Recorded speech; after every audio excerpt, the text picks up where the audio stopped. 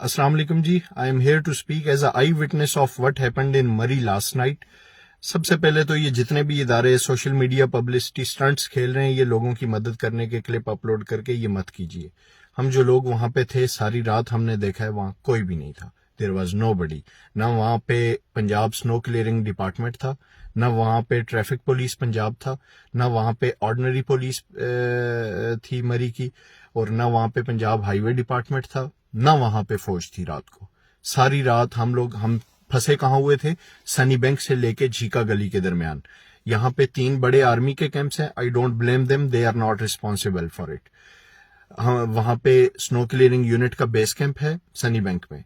वहाँ पे Punjab highway department के ऑफिसेज मौजूद हैं. वहाँ पे सिटी ट्रैफिक पुलिस मरी के ऑफिसेज मौजूद हैं. वहाँ पे नॉर्मल पुलिस मरी के ऑफिस मौजूद हैं. वहाँ पे पंजाब हाईवे डिपार्टमेंट के ऑफिसेज मौजूद हैं.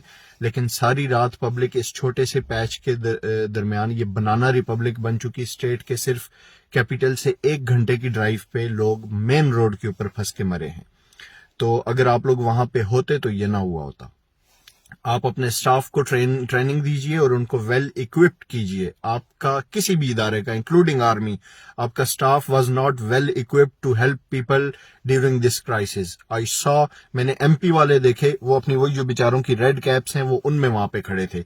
और मैंने पंजाब हाईवे डिपार्टमेंट के लोग देखे, वो अपने हार्ड सेफ्टी हेलमेट्स जो सिर्फ आपका ये माथा और हेड कवर करते हैं वो उनमें वहां पे खड़े थे. मैंने ट्रैफिक पुलिस सिटी के ऑफिसर्स वहां पे देखे, वो जो उनकी अपनी कैप्स आती हैं वो उन पे खड़े थे वहां पे. और मैंने ये जो नमक फेंकने वाला स्नो क्लियरिंग का डिपार्टमेंट है, मैंने उनके लोग वहां पे देखे तो वो बेचारे कैजुअल शूज के अंदर थे, वो स्वेटर्स के अंदर थे, जैकेट भी अच्छी तक नहीं थी उन लोगों के पास. तो आप कैसे सपोज करते हैं, कैसे ये आप एक्सपेक्ट करते हैं कि ऐसा इंसान जिस बेचारे को आपने खुद अपने लिए सेफ्टी गियर प्रॉपर नहीं दिया हुआ, वो सड़क पे खड़े होके सारी रात -2 -3 डिग्री के अंदर 2 से 3 फुट स्नो जब वो छतों से भी गिर के रोड पे तो वो ज्यादा हुई होती है, तो उसमें वो पब्लिक को कैसे बचा सकता है या कैसे हेल्प कर सकता है. मैं उन बेचारों पे भी इल्जाम नहीं लगाता, लेकिन मैंने उनके हालात भी देखे वहां पे. तो इसलिए ये मत कीजिए. आप अपने स्टाफ को वेल ट्रेन कीजिए, आप अपने स्टाफ को वेल इक्विप्ड कीजिए, और उसके बाद आप विंटर टूरिज्म की बात करें. वरना तो यही होगा, आपने मरी भी बंद कर लिया, आपने नथिया गली भी बंद कर लिया, अपने कैपिटल से 1 घंटे की ड्राइव पे आपने एक नया देवसाई बना ली है जहां विंटर्स में जाना पॉसिबल नहीं है जी. बिकॉज आपको शर्म नहीं आ रही कि आपके इदारे ये कंट्रोल नहीं कर पाए. ये मिसमैनेजमेंट है, ये नेचुरल क्लैमिटी नहीं है.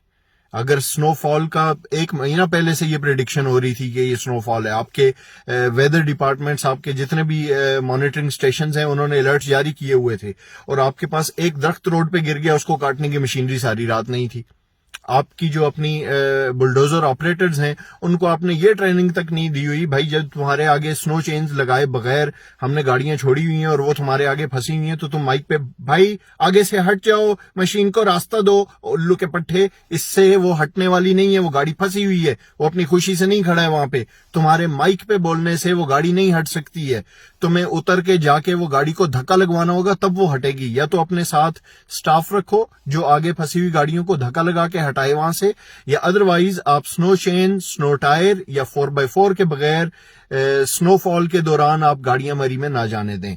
इसके अलावा कोई और हल नहीं है. आप इसी तरह लोगों को मरवाते रहेंगे वहां भेज के.